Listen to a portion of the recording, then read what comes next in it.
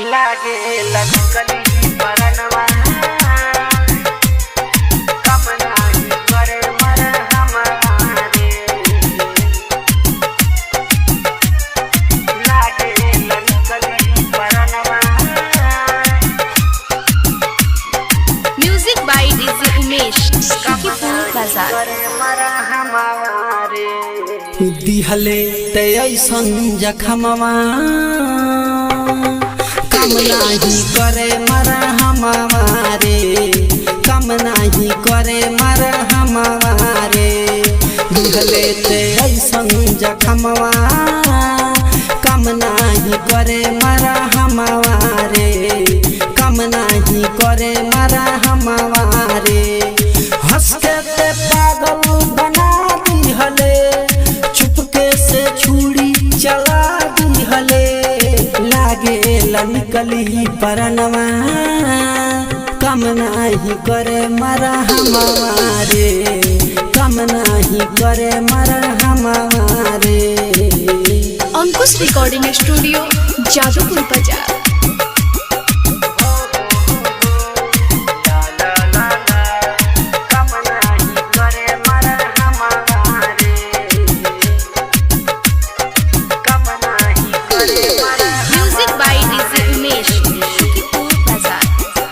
पहले के बतिया कटे नाही रतिया ऐसन तू कैलू सनम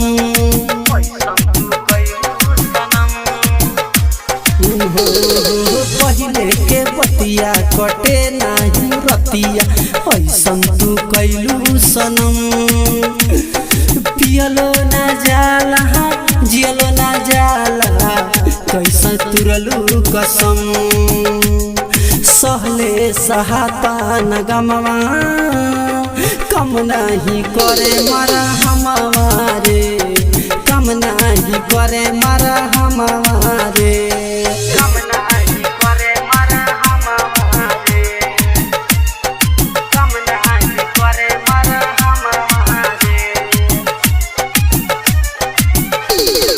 music by DJ Umesh Sukhipur बाजार। लागल सनेह रहे एक दिल दू देह रहे गैलू मासूम के छोड़ के